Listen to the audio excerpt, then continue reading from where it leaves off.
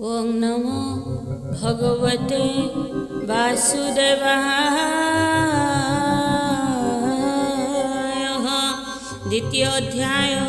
द्वितीय गजराज जले गजी संगते क्रीड़ा काले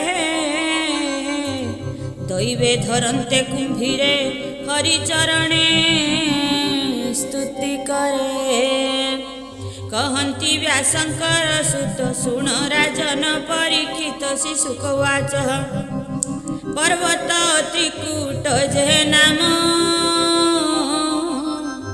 सर्वसंपद मूल धाम। अयुत योजन विस्तृत क्षीर समुद्रे से आवृत। उच्च से अयुत योजन देखन्ते हरे प्राणी मन। विराजे अष्टदिग मध्ये आनंदे करे देव वृंदे। तृतीय श्रृंग वहे शिरे गोविंद सुवर्ण रौप्य लौह धरे गोविंद। रत्न धारण करी अंगे गोविंद विचित्र सोहे दिग दश दिगे गोविंद। नाना प्रकार लता गुल्म निर्झर तटे बहुद्रुम। निर्झर शब्द गंभीर अति सुगम्य मनोहर। निर्झर जलर समूहे गिरिचरण की बाधुए। मर्कत पाषाण समूहे श्यामल वर्णे भूमि सोहे। सिद्ध चारण विद्याधर गंधर्व संगते किन्नर। उर गगन जुथ जुथ अप्सरा मिली नृत्य गीत। अरण्य नाना पशुगणे गिरिकंदरे घोर बने।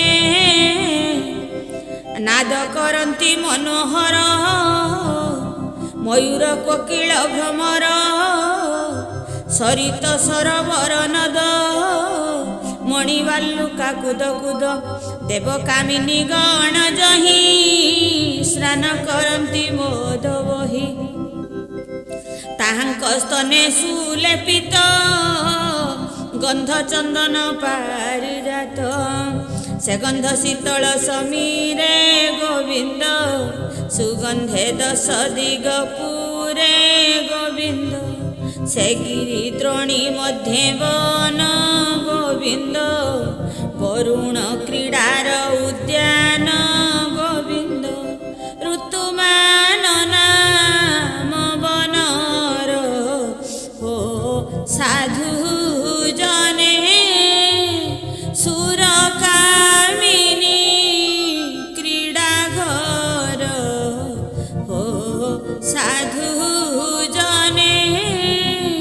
पर्वते अलंकृत वन हो साधु जने। फूल फल रे सुशोभन हो साधु जने। मंदार पाटली चंपक गोविंद पारिजातक कुरुबक गोविंद। चूत पियाल पनसक गोविंद आम्र अशोक आम्रातक गोविंद। कदम्ब नारी केळवन खजूर दाडिम्ब अर्जुन। मधु कछाळ ताळ सोहे तमाळ असन समूहे। अरिष्ट उडुम्बर प्लक्ष न्याक्रोध चंदन रुद्राक्ष। निम्ब कविदार सरल किंसुक देव दारुकूल। द्राक्षाइखुजे रंभावन बदरी अभयाजे द्रुम। बेल जंबीज कपिथक अएला पुणी भल्लातक। जही वरुण सरोवर सुवर्ण पद्म मनोहर। कल्हार कुमुद उत्कल स्वभावे सुगंध शीतल। विकच शत पत्रे शोभा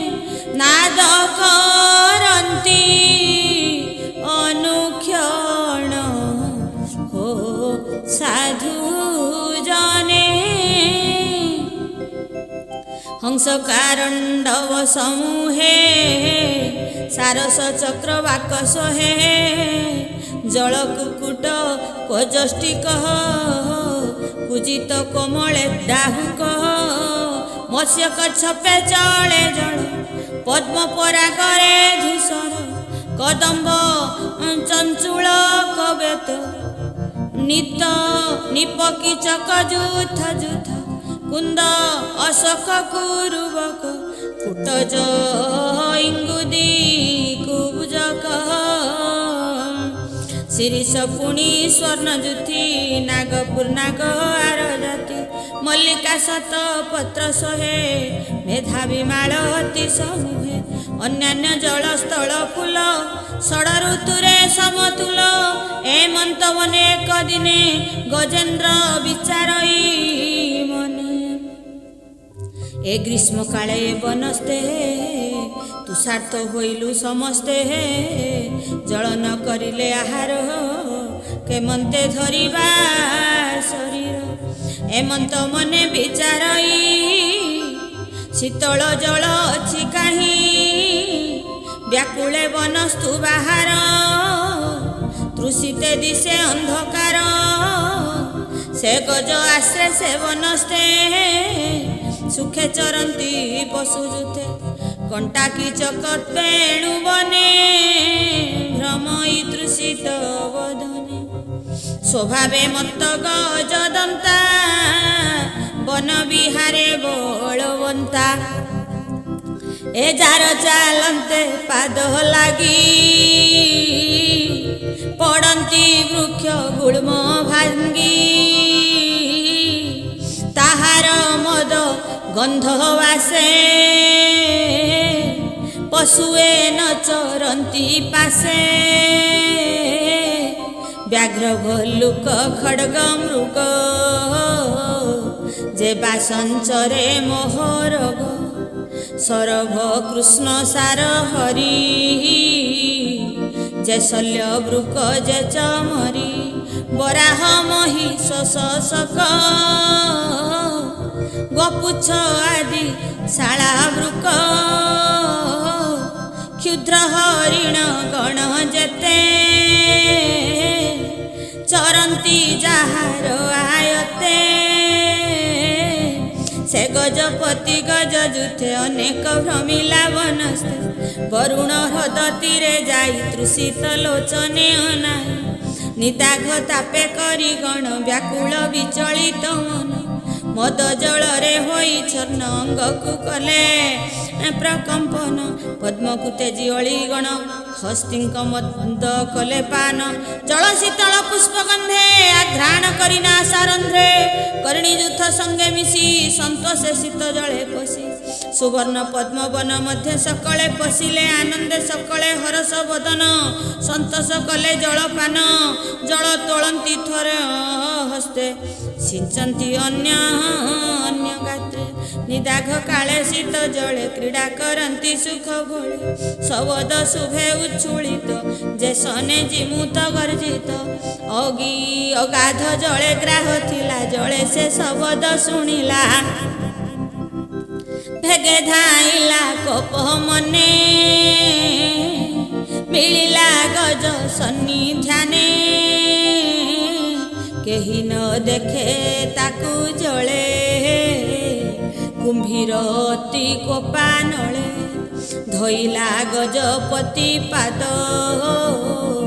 शबद करी घोर नाद दैव बसे जोग बळे हस्ती विपत्ति घोर जले ग्राह धइला अकस्माते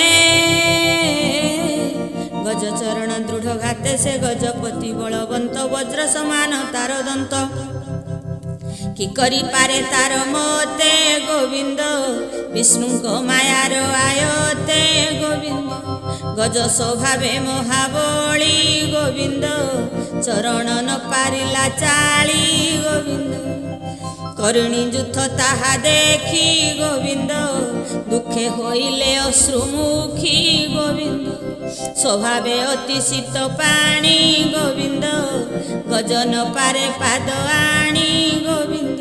ସେ ଅସ୍ଥିପଲ ତାକୁ ଧରି ଟାଣନ୍ତି ଘୋର ନାଦ କରି, ମୁଖରୁ ରୁଧିର ଗଳଇ କେବେ ହେଁ ଗଜନ ଟଳଇ। ବଳେ ଆଣନ୍ତେ କିଛି ଦୂର କୁମ୍ଭୀର ଅତି ବଳିଆର, ପୁଣି ଗଭୀର ଜଳ ଭରେ ସୁଦୃଢ଼ ଦନ୍ତେ ପାଦ ଧରେ। ଏମନ୍ତେ ଗଜ ନକର ଯୁଦ୍ଧ ଗଗନେ ଦେଖନ୍ତି ବିବୁଧ, ଗଜ ଟାଣନ୍ତେ ଅତି ଖରେ ହେ ପୁଣି କୁମ୍ଭୀର ଜଳେ ଭରେ। ଏମନ୍ତେ ସହସ୍ର ବରଷ ଯୁଦ୍ଧ ନହିଲା ଅବଶେଷ, ଏମନ୍ତେ ଦୀର୍ଘକାଳ ଜଳେ ଗଜ କୁମ୍ଭୀର ମହାବଳେ। କ୍ଷୀଣ ହୋଇଲା ଗଜପତି ସଙ୍ଗତେ ଥିଲେ ଯେତେ ହସ୍ତି ଦଣ୍ଡେ, ଚରନ୍ତି ଘୋର ବନେ ଜଳେ ବଞ୍ଚନ୍ତି ରାତ୍ର ଦିନେ। ଗଜ କୁମ୍ଭୀର ଯୁଦ୍ଧ ଘାତେ ସେ ଜଳେ ଜଳ ଜନ୍ତୁ ଯେତେ, ଦୁଃଖିତେ ଛଟପଟ ହୁଅନ୍ତି ଜନ୍ତୁ ପଳାଇ ନ ପାରନ୍ତି, ଜଳୁ ପଳାଇ ନ ପାରନ୍ତି। ଏହି ପ୍ରକାରେ ଗଜ ଦୁଃଖୀ ଗଜେ କାନ୍ଦନ୍ତି ତାହା ଦେଖି।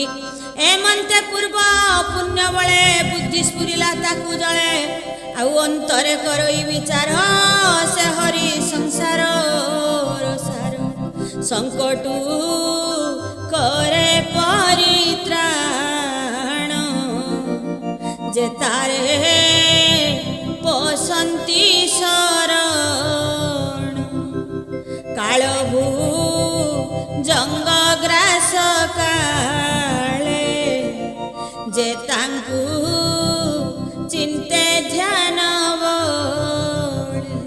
ताहाकु करे से रक्षण, तापादे पशी विशरण। गज कुंभीर युद्धवाणी आनंदे शुणती जे प्राणी, जन्म मरणे नाही भ्रांति, हेले संकटु तरी जाती। बोलई विप्र जगन्नाथ, भाषा प्रबंधे भागवत। इति श्रीमद्महाभागवते महापुराणे पारमहंस संहिताया अष्टम स्कंदे मन्वन्तरानुवर्णने गजेन्द्र उपाख्यान नाम द्वितीय अध्याय।